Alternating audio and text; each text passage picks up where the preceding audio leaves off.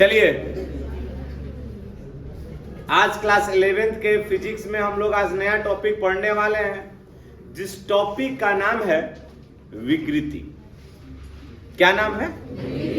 विकृति। इंग्लिश में इसको हम लोग स्ट्रेन बोलते हैं। क्या बोलते हैं? कल हमने पढ़ा था स्ट्रेस, प्रतिबल, और आज हम लोग पढ़ेंगे विकृति। ये वाला टॉपिक आपको ठोस के यांत्रिक गुण का सबसे इंपॉर्टेंट टॉपिक है। विकृति के बाद हम लोग हुक का नियम पढ़ेंगे। किसका नियम पढ़ेंगे? ध्यान से समझिएगा बच्चों, आज का जो टॉपिक है हमारा विकृति। क्या है? विकृति। शानदार टॉपिक है। हमने क्या लिखा है कि किसी वस्तु के माप में परिवर्तन और प्रारंभिक माप के अनुपात को क्या कहते हैं। अब यहां पर कहने का मतलब ये हुआ ना कि एक बहुत ही शानदार टॉपिक आप लोगों ने, एक बहुत सारा आप लोगों ने वीडियो देखा होगा। लोग कहते क्या है ना, ध्यान से समझिएगा, कि एक हाथ से आप लोगों को ऐसे कहेगा कि इसको आप छुइए, ऐसे हमने छुआ ना, लेकिन जैसे ही आप यहाँ हाथ को फोल्ड कीजिएगा, एक बाद अगर मान लेते हैं कि बहुत सारे लोग ऐसे ऐसे ठोक देते हैं, इसके बाद छुइएगा तो कहिएगा कि छुआते नहीं थे। देखो छुआ रहा है।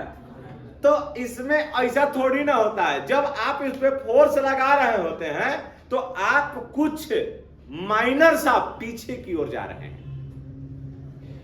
आपके लंबाई में परिवर्तन हुआ। अब ऐसा नहीं, एक कहानी भी आप लोगों ने सुना होगा कि एक चोर, मतलब कि राजा के दरबार में से कुछ सामान चोरी कर लिया था, और बोला गया था, कहानी आप लोगों ने सुना है ना, कि सबको एक जादुई छड़ी दिया जा रहा है, ऐसा टाइप के सबको जादुई छड़ी दिया जा रहा है। सारे चोरों को बुलाया गया कि कौन चुराया है, और बताया गया कि अगर आपकी छड़ी ना, जिसकी छड़ी 2 इंची कम हो जाए, समझ लो है चोर बा। अच्छा, बढ़ जाएगा। हाँ, बोला कि 2 इंच जिसका अगर बढ़ जाता है ना, वह क्या होगा? वही चोर है। अब तो जो चोर था उसके मन में तो शंका था कि लगता कि हमारा अगर छड़ी बोवे तो हो सकेला कि 2 इंच बढ़ी, 2 इंच ना बढ़ी, 2 इंच नाप के काट दिलो, धारा गई है ना। तो कहने का मतलब ये हुआ, अब हमको विकृति को समझना है। कभी कभी आप लोग देखते होंगे ना, लोहार और सुनार में क्या अंतर है, दोनों को बता देते हैं। सोनार क्या करते कि इतनी सी छोटे से सोने के टुकड़े को ना पूरी तरीके से तैयार करके एक बहुत बड़ा गहने का, आभूषण का ना तैयारी कर देता है। लोहार जो होते हैं, एक रड को गर्म करके उसको धारदार हथियार बना देते हैं। तो कहीं ना कहीं उसके लंबाई में वृद्धि है। गलत बोल रहे हैं? अगर आप रामी बनाना है तो इतना मोटा सा रड लीजिए, उसको गर्म कीजिएगा, और उस पे जब कूचिएगा तो ओकरा लंबाई में वृद्धि होगा। लंबाई में क्या होगा? प्रसार होगा ना। तो उसी चीज को हम लोग क्या बोलते हैं? विकृति। क्या बोलेंगे? तो विकृति का परिभाषा कहता है कि किसी वस्तु के माप में परिवर्तन और प्रारंभिक माप के अनुपात को क्या कहा जाता है? बोलिए। अब एक चीज समझिएगा ना, कि विकृति का कोई बीमा नहीं होता है। पूछो क्यों? तो अब यहां पर विकृति बराबर जब हम लोग फॉर्मूला लिखते हैं, विकृति बराबर, तो इसका तो फॉर्मूला क्या हुआ? माप में परिवर्तन। माप में परिवर्तन अब बाटा में क्या हो जाएगा? प्रारंभिक माप। तो कहने का मतलब माप में 3 बीमाएं हो सकती है। या तो हमारा लंबाई होगा, हो जाएगा ना, या तो हमारा क्या हो सकता है? चौड़ाई, या तो हमारा क्या हो जाएगा? अगर मान लेते हैं कि माप में परिवर्तन, अगर लंबाई के रूप में देखते हैं तो हमारा बढ़ा कौन चीज? लंबाई। अब पहला कौन चीज था? लंबाई। इसका मतलब जो भी बढ़ेगा डेल्टा एल अपन क्या बढ़ा? तो दोनों का मात्रक क्या हो जाएगा? मीटर। क्या हो जाएगा? तो मीटर से मीटर क्या हो गया? तो क्या आप बताओ कि मात्रक वाली राशि है? नहीं ना। तो आप इसको आराम से लिख सकते हो कि जो विकृति है वह मात्रकहीन राशि है। विकृति कैसा है? तो आप यहां पर स्टार बना के लिख सकते हो कि विकृति ना मात्रकहीन राशि है, मात्रकहीन राशि है। अच्छा, तो जौवन मात्रकहीन होगा वह बीमाहीन भी होगा। जिसका मात्रक नहीं उसका बीमा आएगा। तो बताओ एक बीमा क्या हो जाएगा? यह बीमाहीन भी है। क्या बोलिएगा? बीमाहीन भी है। हो सकता है। इतना कीजिए, तब हम अब इसको आगे बढ़ाएंगे और लिखेंगे अब एक प्रकार। ध्यान से समझिएगा। विकृति का प्रकार के हुआ? पहला क्या बताया, दूसरा क्या बताया और तीसरा? मतलब याद कर लीजिए, विकृति 3 प्रकार के होते हैं, अनुदैर्ध्य विकृति, आयतन विकृति, अपरूपण विकृति। तो ध्यान से समझिएगा, अनुदैर्ध्य विकृति जो होता है वह कैसे उत्पन्न होता है? तो वस्तु के लंबाई में परिवर्तन के कारण। किसके लंबाई में परिवर्तन के कारण? तो मतलब कि जो अनुदैर्ध्य विकृति है वह किस पर डिपेंड किया, किस पर निर्भर किया? लंबाई पर। किसके लंबाई पर? अच्छा, इसके बाद जब हम आगे पढ़ते हैं तो ये आयतन विकृति जो होता है ये वस्तु के आयतन पर निर्भर करता है। आयतन में परिवर्तन के कारण ना इस वस्तु का मतलब कि आयतन विकृति उत्पन्न होता है, और इसको हम लोग समझेंगे आगे की ओर। तब यहां पर अनुदैर्ध्य विकृति का परिभाषा कहता है कि जब किसी वस्तु के लंबाई में वृद्धि, ना क्या बोलिएगा? किसी वस्तु के लंबाई में वृद्धि। किसको बोलिएगा? अनुदैर्ध्य विकृति को। अनुदैर्ध्य विकृति को हम लोग परिभाषा लिखेंगे ना कि ध्यान से सुनिएगा कि किसी वस्तु के लंबाई में वृद्धि और उसके प्रारंभिक लंबाई के अनुपात को क्या कहिएगा? बोलो। अर्थात इस चीज को समझ, किसी वस्तु की प्रारंभिक लंबाई को हमने क्या मान लिया? क्या मान लिया? तो कोई भी लंबाई बढ़ेगा, अगर थोड़ा सा बढ़ेगा, अल्प मात्रा में बढ़ेगा ना, तो लंबाई में वृद्धि हमने क्या रख लिया? लंबाई में वृद्धि क्या रख लिया? Delta L. क्या रख लिया? तो बताओ, अनुदैर्ध्य प्रकृति को अगर हम लोग यहां पर लिखते हैं ना, तब हम लोग क्या लिखेंगे? अनुदैर्ध्य प्रकृति, सॉरी, अनुदैर्ध्य विकृति इज इक्वल टू, मान बतावा क्या हो जाएगा? डेल्टा एल अपॉन कितना हो जाएगा? एल। डेल्टा एल अपॉन क्या हो जाएगा? अर्थात हो गया ना हो कि किसी वस्तु के लंबाई में वृद्धि तथा प्रारंभिक लंबाई के अनुपात को क्या कहिएगा? क्या कहिएगा? क्लियर हो गया? अनुदैर्ध्य विकृति कहा जाता है। इसको आप लोग कर लीजिए। तब हम लोग आगे बढ़ते हैं आयतन विकृति की ओर। आइए इसको समझाते हैं।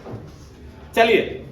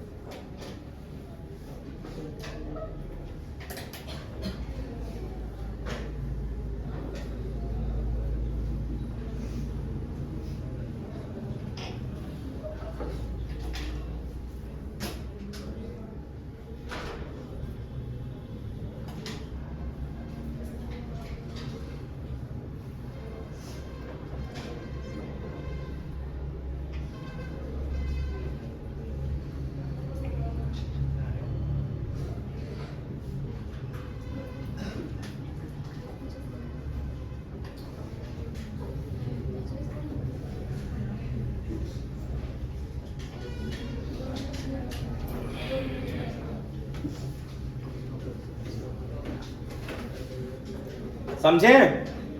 आइए बाद में लिखिएगा उसको भाई। समझिए, आयतन विकृति क्या है ना, इसको हम लोग वॉल्यूम स्ट्रेन बोलते हैं। क्या बोलते हैं इंग्लिश में? वॉल्यूम स्ट्रेन बोलते हैं। अब यहां पर समझिएगा, यह जो ध्यान से सुनिए कि आयतन विकृति क्यों उत्पन्न होता है, कि मतलब कि सुनिए कि जब विरूपक बल, कौन सा बल? विरूपक बल क्या होता है बताए थे ना, कि जो किसी वस्तु पर लगकर उसके स्थिति और आकार को क्या कर देता है? बदल देता है ना। तो अब बताइए, तो यहां पर क्या होता है कि जब विरूपक बल अगर किसी वस्तु पर लगता है तो उसके आयतन में परिवर्तन होता है। किसमें परिवर्तन होता है? आयतन में परिवर्तन होता है। अर्थात इसका परिभाषा कहता है कि किसी वस्तु के सुनिए, किसी वस्तु के आयतन में वृद्धि और प्रारंभिक आयतन के अनुपात को क्या कहा जाएगा? बताइए, आयतन विकृति। ध्यान से सुनिए मेरे बच्चों ना, क्या बोलिएगा इसको कि किसी वस्तु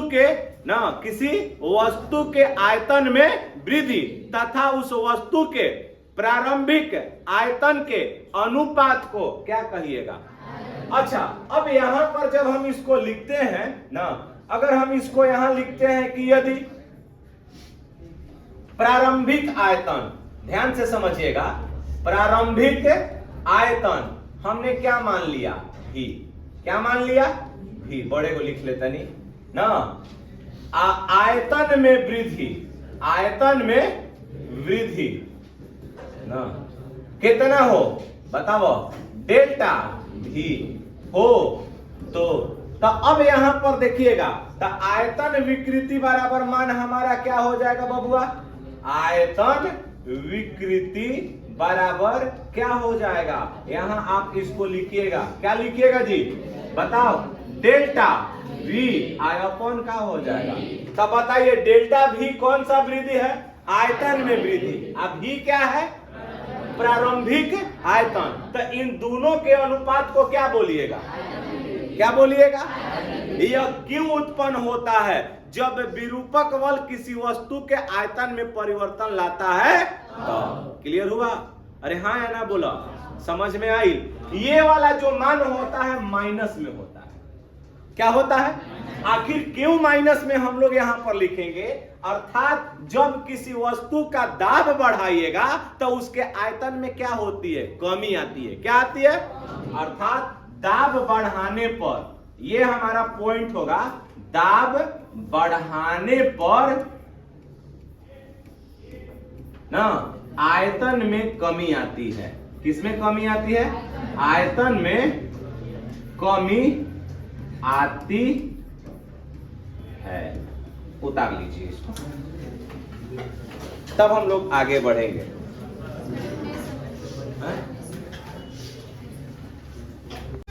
समझिए थोड़ा सा इसमें क्या क्या कह रहा है, इस चीज को समझ लीजिए, तब हम लोग आगे बढ़ते हैं ना। कह रहा है अपरूपण विकृति। यह सुनिए, यह विकृति तब उत्पन्न होती है जब पिंड स्पर्श रेखीय प्रतिबल अथवा अपरूपण प्रतिबल के अधीन हो। यह वह कोण है जिसके द्वारा पिंड का वास्तविक फलक किसी स्थिर फलक के लंबवत क्या हो जाता है? मुड़ जाता है। अब यहां पर मैंने कल समझाया था इस चीज के बारे में कि एक हमने मोटी किताब लिया ना, है देखिए यहां पे इस फिगर पे आप लोग ताकिएगा। इस फिगर पे, ये फिगर ए है और ये फिगर बी है। ये इसका लंबाई है एल, समझ गए ना? ये इसका क्या है? अब जब इस पिंड को हम आगे की ओर धक्का देते हैं, देखो इसका ये वाला भाग आगे की ओर बढ़ रहा है ना, तो अब बताओ, आप फिर जैसा ही हटाएंगे तो ये अपने पीछे वाली अवस्था में आने की कोशिश कर रहा है। हमने आगे ढकेला, अपरूपण में किया, तो जब इसको आगे ढकेला वस्तु को, तो बताओ इसकी ओर झुक रहा है। झुक रहा है ना? कितना कोण पर झुका? यहां समझिए, ये कितना कोण पर झुक रहा है? ध्यान से देखिएगा। एक मिनट, आजा बेटा ना। ये थीटा कोण पर झुक गया। कितना कोण पर झुका? ये वाला तो पहले इसकी प्रारंभिक लंबाई एल था, ये भी एल है, लेकिन कितना आगे बढ़ रहा है? कितना बढ़ा?